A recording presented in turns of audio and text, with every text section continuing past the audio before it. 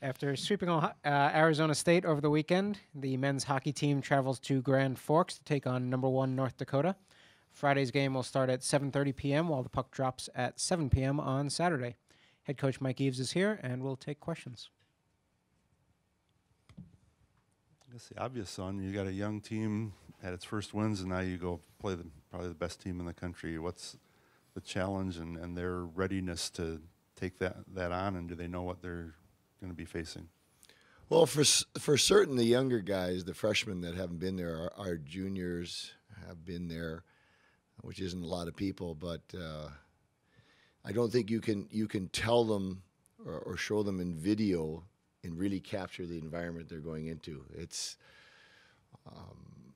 I like going there. We like going there as a coaching staff just because of the fact that we're going to find out a lot about our young team, and if we can, play well enough, and we're doing better things now. We over our next 4 games, we've got Nodak, and then we've got Denver coming in.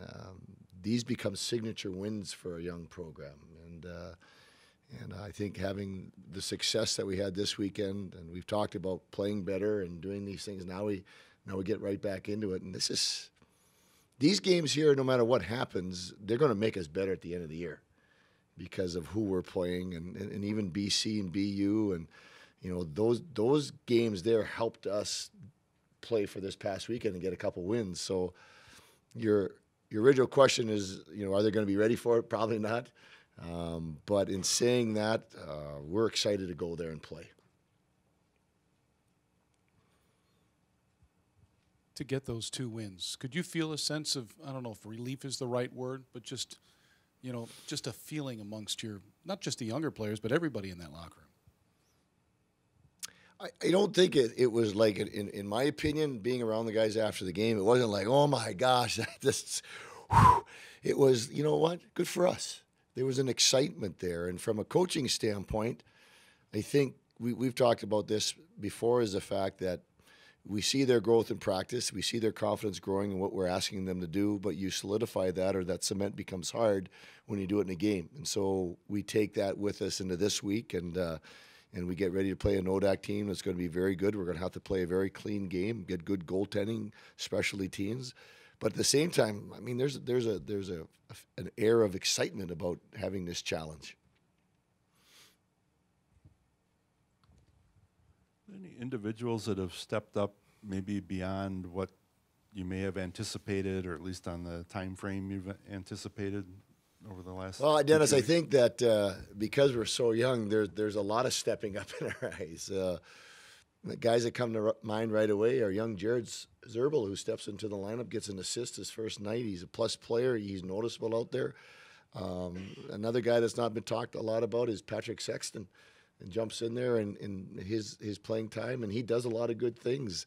Seamus Malone is second on our team in points as a freshman. So there's a lot of guys that have stepped up and are doing good things, and that make us even feel better about ourselves in moving forward. And it's funny, I talked to Kelly's walking out, I talked to other coaches, and hey, how you doing? You all right?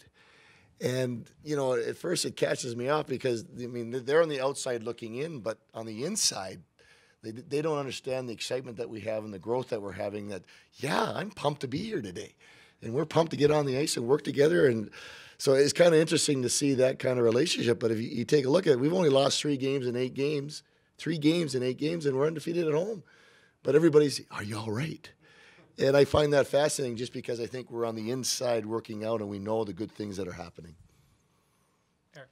How does an Arizona State compare to some of the upper echelon talent that you guys are accustomed to facing on a week-to-week basis? Well, I don't think they're as high, but the one thing they brought and they demonstrated it was they worked hard and they pounded us till the last second.